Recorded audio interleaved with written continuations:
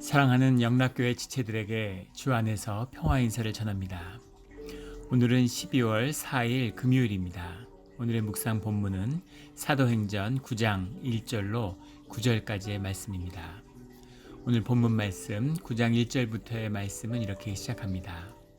사울이 주의 제자들에 대하여 여전히 위협과 살기가 등등하여 대제사장에게 가서 사울이 주의 제자들 크리스찬들을 핍박하면서 그 위협과 살기가 등등했다는 거죠.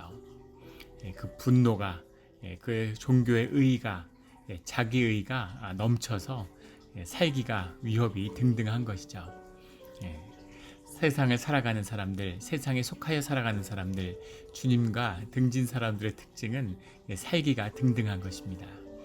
남들과 경쟁하고 남들을 짓밟고 이겨야 되고, 그러기 위해서는 살기가 등등해야죠. 더 살기를 키우고 더 살기의 위협을 더 키우고 그 힘을 키우는 것, 이것이 세상에 속한 세상의 힘의 본질입니다. 거기에 붙들림을 받으니까 또 그것을 하나님의 이름으로 하는 거죠. 하나님의 의를 세우고 하나님을 위해서 한다고 하는 거짓된 종교의 의, 거짓 중에 거짓이 종교죠. 종교의 거짓이 세상의 거짓 중에 가장 큰 것입니다. 하나님의 이름을 욕되게 하고 하나님을 속이는 일이니까 얼마나 큰 거짓이에요. 다른 거짓들은 돌이킬 수 있고 용서받을 수 있지만 종교의 거짓은 반드시 주님의 심판을 받게 되어 있는 것이죠. 그 위협과 살기가 등등해서 대제사장께 갔다는 거죠. 2절에 다메섹 여러 회당에 가져갈 공문을 청하니 이는 만일 그 도를 따르는 사람을 만나면 남녀를 막론하고 결박하여 예루살렘으로 잡아오려 함이라. 다메섹이라고 하는 것은 이제 시리아 지역에 있는, 지금도 있죠, 다마스커스라고 하는 역사적으로 아브라함 시대에서도 있었던 고대의 도시고 오늘날에도 존재하는 그런 역사적인 도시입니다. 이 도시에 많은 유대인들이 살았다고 하죠. 네로 시대에 주후 64년, 3년 이 경에 행해졌던 네로의 대박해 때 이 다메섹에서 순교한 자들이 10,000명이 넘었다고 하죠. 그런 걸 보면 굉장히 거대한 그런 유대인 공동체가 이 다메섹에 있었다는 사실을 이제 충분히 짐작할 수 있습니다. 그런데 왜 이들을 결박할 수 있는 서류를, 공문을 대제사장에게 요청했을까 하는 거죠. 대제사장이 예루살렘도 아니고 다메섹 지역에 있는, 지금 그 로마의 속주에 있는 사람들을 잡아올 수 있는 권한이 대제사장에게 있었느냐 하는 겁니다. 그런데 요세푸스가 쓴 유대 고대사에 보면 로마 시대뿐 아니라 그 앞서 있었던 그릭 계통의 왕조죠, 프톨레미 왕조에서도 이 대제사장에게 그런 권한이 있었다는 거예요. 이 종교의 치리와 세상의 치리를 구분지어서 세상의 형법적인 것은 모두 다 총독이 주관하지만 유대교에 관련된, 유대인에 관련된 그 종교의 율법에 관련된 그 치리의 권한을 이 대제사장이 가지고 있었다는 거죠. 공회가 가지고 있었다는 겁니다. 그래서 산헤드린에서 재판을 하고 대제사장이 그 결정을 공문으로 발송하면, 그러면 유대인들을 그 속주에 있는 지역에서 잡아올 수 있는 권한을 가지고 있었다고 합니다. 그래서 그 공문을 공식적으로 가지고 공적인 박해를 하기 위해서, 이 공문을 받았다는 의미는 자신들이 하는 박해에 이 로마인이나 로마의 질서에 회방을 받지 않으려고 하는 거죠. 그리고 그것은 이제 사태가 여의치 않으면 사람을 죽일 수도 있다, 잡아 죽일 수도 있다고 하는, 엄밀히만 하면 불법적인 것입니다. 재판을 하고 재판의 결정이 필요한데 이제 박해 기간에 그런 일들을 스스럼 없이 하려고 하는 것이죠. 이것이 이제 종교의, 거짓된 종교의 의와 종교의 모습입니다. 종교라는 것이 그래서 무서운 것이죠. 악한 것입니다. 심지어 기독교의 역사 안에서도 유럽에 가장 비참했던 전쟁이 종교 전쟁이죠. 30년 전쟁, 역사상 가장 비참한 전쟁이었다고 하는데, 사람들을, 그 당시에 전쟁이라는 건 군인들끼리 하는 것입니다. 죽어도 군인들이 죽는 것이지 일반인을 죽이고 이런 건 없었어요. 그런데 종교 전쟁 때는 몰살을 하는, 학살을 하는 겁니다. 어린아이까지. 구교와 신교가 싸우는데, 가톨릭과 개신교가 싸우는데 정말 피의 끝을 보는 거죠. 더 무서운 건 전에도 나눈 적이 있지만 그 학살을 한 다음에 이제 그것을 뭐 축복하고 행진하는 그런 일들을 종교의 이름으로 행하는 것이죠. 주님과 아무 관련이 없는, 살아계신 성령 하나님과 아무 관련이 없는 그런 일들을 종교의 이름으로, 하나님의 이름으로 주님을 더럽히는 그런 일들을 하는 거죠. 그런 일들이 신대륙에서도 많았죠. 이 남미를 정복한 다음에 인디오가 사람이냐 아니냐, 이걸 가지고 가톨릭에서 논쟁이 있었을 만큼, 왜냐하면 하나님의 피조물이라고 하면 이제 또 얘기가 달라지니까 이것은 동물과 같다 이렇게 해서 막 학살을 하는 거죠. 이교도라고 학살을 하고.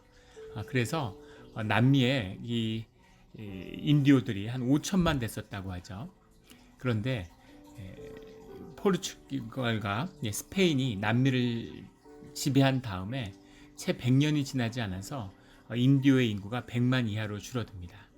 물론 구대륙에서 가져간 그 질병 때문에 많은 사람들이 사망했다라고 하는 연구도 나오지만 수많은 학살이 있었죠. 하나님의 이름으로 개종을 강요하고 또 개종하지 않으면 또 죽이고 뭐 이런 일들도 쉽게 했습니다. 이것이 이제 종교의 거짓이죠.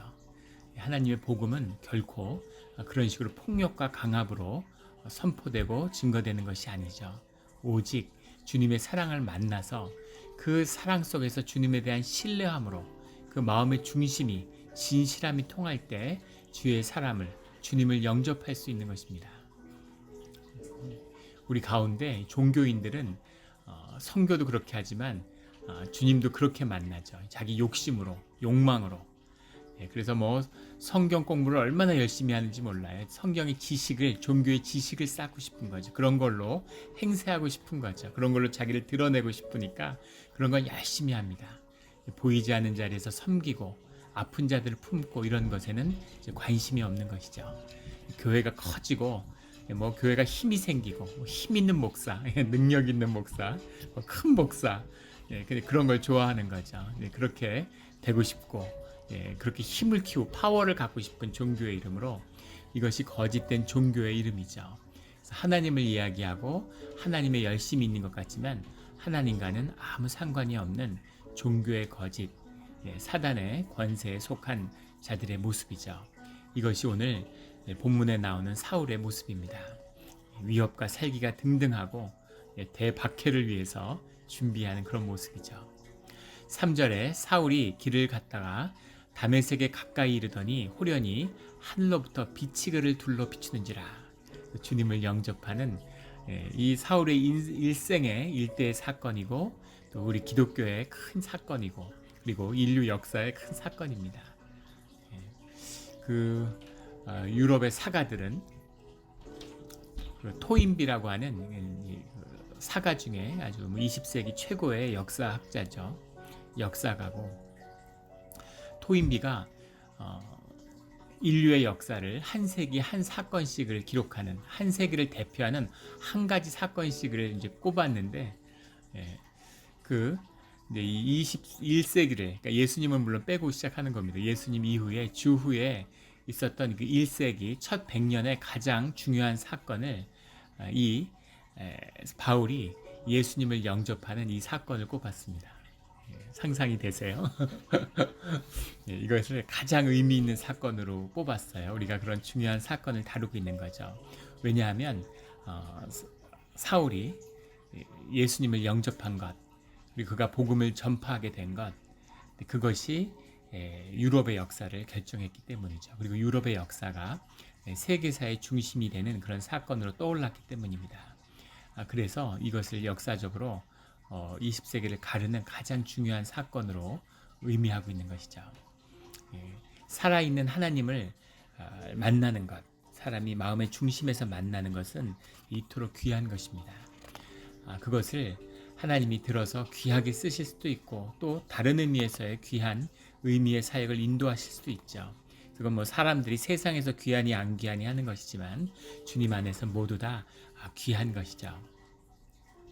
사도 바울이 사울이 악한 가운데 어둠 가운데 있었기 때문에 주님의 빛을 만나는 것입니다.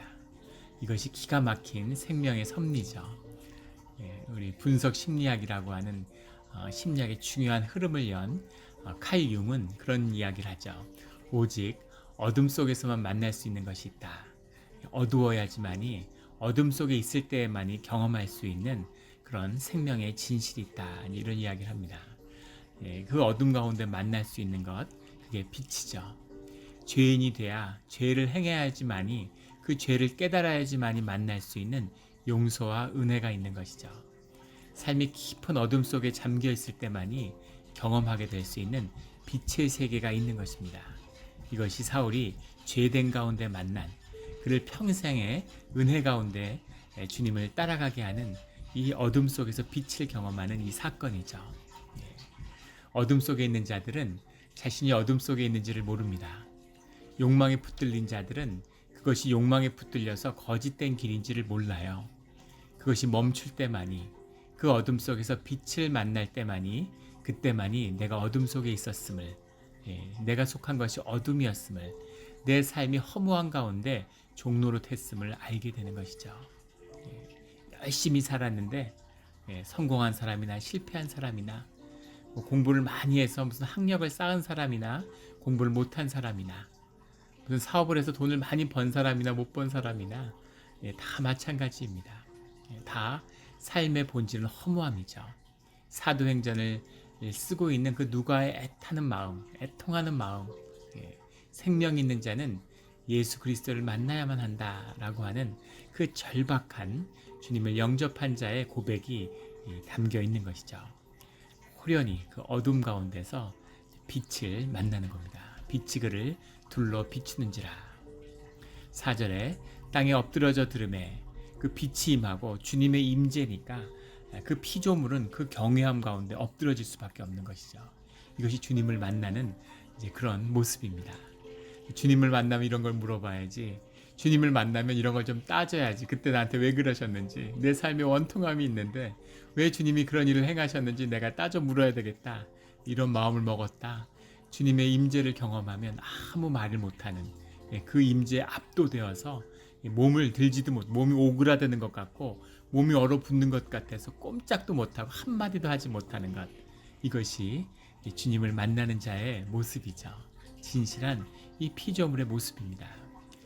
땅에 엎드러져서 듣고 있음에 소리가 있어 그 빛 가운데 소리를 들었다는 거죠. 이르시되 사울아 사울아 내가 어찌하여 나를 박해하느냐 라는 음성을 듣는 거죠. 주님이 사울에게 찾아온 것입니다.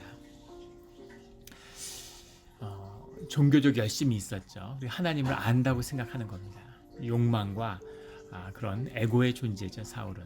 그리고 기독교인을 박해하는 자입니다. 박해하는 자 중에서도 그 리더가 되는 자죠. 그럼 사울을 왜 주님이 만나 주셨을까라는 거죠.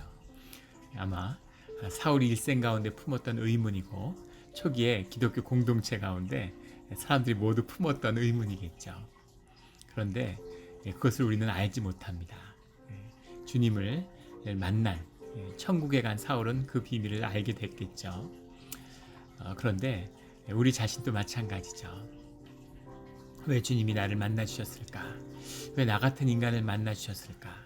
희망이 없고 죄 가운데 소망이 없는 이 정말 죄인 중에 괴수된 정말 혐오밖에 느껴지지 않는 내 존재 가운데 주님이 왜 나를 구속하고 불러주셨을까? 이것이 우리 일생의 의문입니다.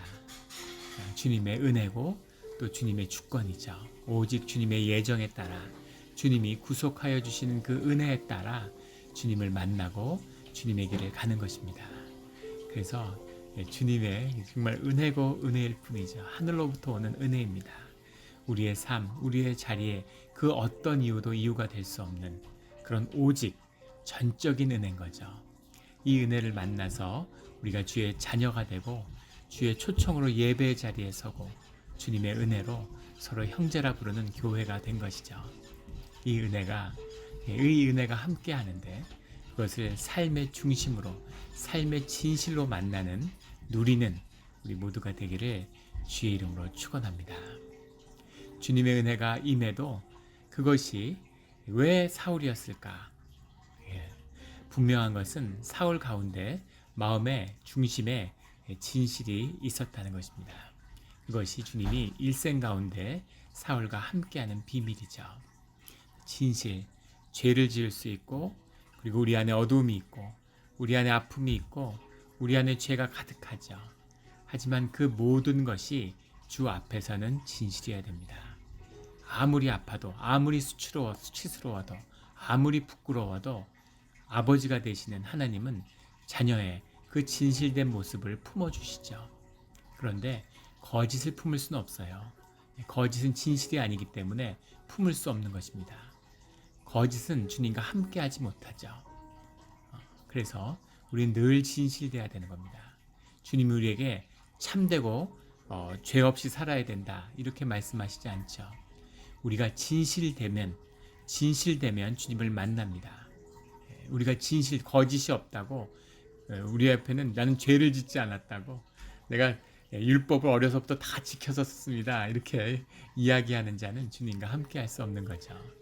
내가 거짓되지만, 내가 주님을 따라갈 수 없지만, 죄인이지만 주님의 은혜를 진실하게 만나는 자들, 용서받은 죄인으로 살아가는 자는 주님이 우리 가운데에서 그 죄를 다루시는 겁니다. 이 은혜의 길을 끝까지 가는 진실된 모습으로 가는 우리 모두가 되기를 간절히 축원합니다. 5절에 대답할 때 사울이 대답하는데 주여 누구시니까 이렇게 묻는 거예요. 이 임한 존재가, 이것은 초월적인 경험이죠. 이것이 하나님임을 아는 겁니다. 하나님을 만나면 피조물은 하나님인지 알죠. 내가 하나님을 모르는데, 하나님의 내 경험 속에 없는데 내가 어떻게 하나님을 만났을 때 하나님인 줄 알까? 사람은 자신의 경험 속에서 상대의 그 대상을 인식하는 것인데 경험이 없는데 주님을 어떻게 알까? 당연히 주님을 알 수밖에 없는 것이죠. 왜냐하면 우리의 모든 경험이 주께 속해 있기 때문입니다. 우리가 주님의 피조물이기 때문이죠. 그래서 어리석은 자들은 주님을 만났을 때 어떻게 주님인 줄 알까 하는데, 주님을 만나면 주님의 피조물은 당연히 주님인 줄 아는 거죠. 그래서 주님인 걸 아는데 그 주님이 누구신가를 모르는 겁니다. 주님인 건 알아요. 근데 그 주님이 누구신지를 알 수 없는 거죠. 예전에 몇 번 나눈 적이 있지만 제가 섬겼던 교회에 장로님이 계셨어요. 장로님이 이제 뭐 학식도 많고 학자로서 존경받는 그런 분이셨습니다. 그분이 이제 가정적으로 여러 어려움이 있었는데, 어렸을 때 아버지가 돌아가시고 어머니가 재혼을 하신 다음에 떠나셨다는 거예요. 제1교포하고 결혼을 해서 일본에 가서 사셨기 때문에 할머니 할아버지하고 살았다는 겁니다. 할머니 할아버지하고 어릴 때부터 살아서 어머니에 대한 기억이 전혀 없는 거죠. 그런데 어머니 본 적도 없고 만난 적도 없는 어머니인데 어머니에 대한 나쁜 이야기를 수도 없이 들었다는 거죠. 할머니가 네 어머니라는 사람은 진짜 나쁜 애다, 나쁜 여자다, 뭐 더 심하게 얘기했지만 예. 그래서 온갖 나쁜 얘기, 자식을 버리는 애미가 어디냐, 그게 사람이냐, 사람도 아니다, 이런 얘기를 평생 듣고 자랐다는 거죠. 근데 나이 결혼을 하고 자녀를 놓고, 그리고 어머니를 30대에 처음 만났는데 어머니가 찾아온 거죠. 근데 어머니를 만났는데 어머니가 전혀 밉지 않더라는 거죠. 그 놀라운 경험을 했다는 겁니다. 어머니를 평생 미워해야 된다고 배웠는데 어머니를 만났는데 어머니가 전혀 밉지 않더라는 겁니다. 그리고 더 놀라운 것은 어머니가 좋더라는 거예요. 어머니가 좋을 이유가 하나도 없죠. 처음 만나고. 그런데 그냥 어머니라서 좋다는 걸 느꼈다는 거죠. 그리고 마음속 깊이 뭘 깨달았느냐면, 평생 어머니를 그리워했구나, 평생 어머니를 만나고 싶었구나, 어머니를 사랑하는구나 라는 것을 느꼈다는 거죠. 그것이 존재의 비밀입니다. 그래서 하나님의 은혜로 하나님이 찾아오시면, 그러면 하나님을 만났을 때 우리가 깨닫게 되는 거죠. 나에게 필요한 것은 하나님이었구나, 내가 일생 동안 하나님을 그리워하고 하나님과 함께하고 싶었구나 라는 것을 깨달아 알게 되는 겁니다. 이것이 피조물이 창조주인 하나님을 만나는 그 순간의 깨달음이죠. 그런데 어머니를 만났는데 어머니가 누구인지를 모르는 거죠. 처음 만났으니까, 어머니와 보낸 시간이 없었으니까, 어머니의 사랑을 받으며 자라지 못했기 때문에, 그걸 내 삶에서 경험하지 못했기 때문에 어머니인 걸 알지만 내가 어머니를 그리워했지만 어머니가 누군지를 모르는 거죠. 어머니와 같이 살면서, 어머니와 살면서 그 장로님의 그 이제 와이프가 되는 권사님이 이제 많이 힘드셨겠죠. 그런 얘기를 하세요. 그 어머니를 만난 다음에 와서 뭐라고 얘기하냐면, 부인의 고백이죠. 남편이 오더니만 어머니가 살 집을 구해드려야 되기 때문에 처음에 모시고 살자. 그래서 절대 못 모시고 못 산다 이러니까, 그러면 어머니의 살 집을 구해드려야 되니까 집을 팔아서 어머니 집을 사드리고 우리는 이제 전세를 가야 되겠다, 이렇게 이야기를 하더라는 거죠. 예. 어머니와 이제 같이 살고 같이 사귐이 있어야, 그래야 어머니를 알아가는 거죠. 주님을 그리워하고 주님을 만났다는 걸 알았지만, 하지만 주님이 누구인지를 모르는 겁니다. 그래서 그 고백, 주님이신지는 알겠지만 주님은 누구십니까? 이렇게 물어보는 거죠. 이르시되 나는 내가 박해하는 예수라. 그래서 예수님을, 삼위의 하나님을, 평생 하나님을 알고 하나님의 말씀을 읽어왔던, 말씀에 관해서는 성경에 관해서는 세상의 어떤 누구도 당하지 못하는 그런 높은 지식을 쌓은 최고의 성서학자죠. 그 시대 당대 그런 바울이, 그런 사울이 예수님을 만남으로 하나님이 예수 그리스도였다는 사실을 이제 영접하게 되는 것입니다. 이것이 우리 신앙의 고백의 비밀이죠. 하나님 안 믿는 종교는 없어요. 다 하나님 믿는다 그러고 다 하나님 찾습니다. 그런데 우리가 만나는 하나님을 진짜 만나면 그 우리가 만나는 하나님, 살아계신 하나님은 예수 그리스도였다는 사실을 알게 되는 것이죠. 이것이 신앙이고 이것이 신앙의 시작입니다. 얼마나 하나님을 아세요?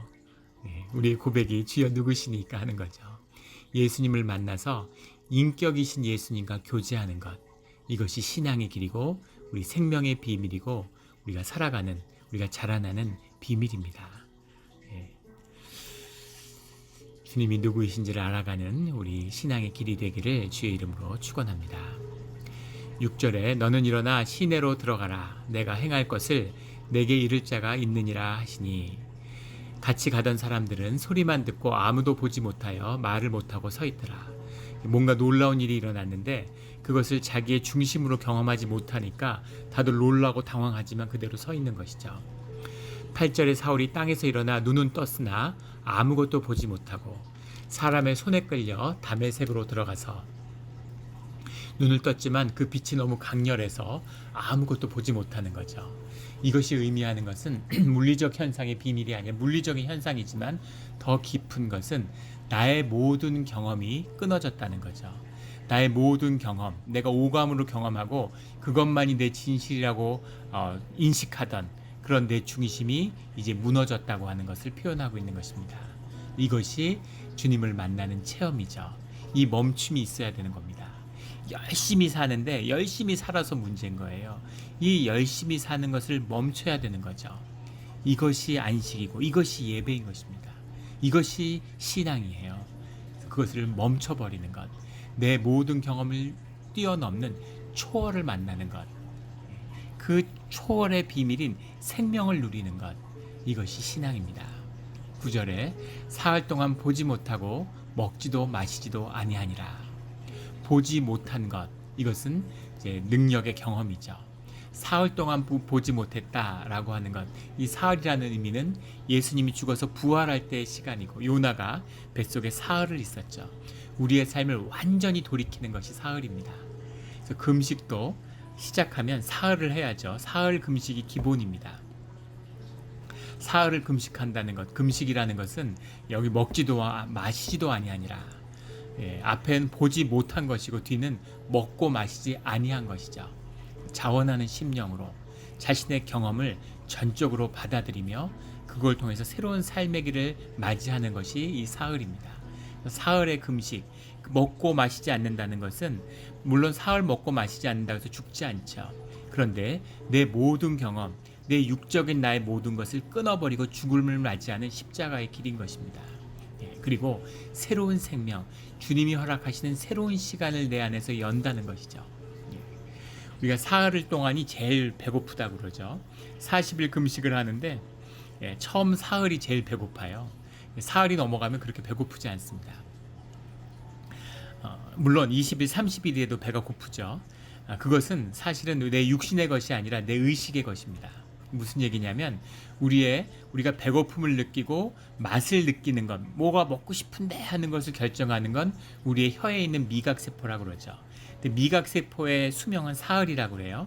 그래서 사흘마다 새로 미각세포가 태어나는 거죠. 매 순간 태어나서 사흘을 굶으면 음식에 대한 내 모든 그 미각세포의 반응은 사라지는 겁니다.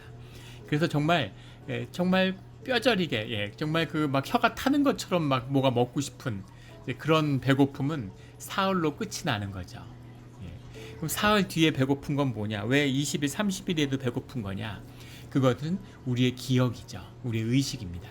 의식의 기억이 음식을 소환해요. 배고프지 않는데 배고픈 걸 보면은 정신없이 막 먹고 싶어지는 거죠. 그래서 우리 기억의 작용이지 사실은 몸의 작용이 아니라는 거죠.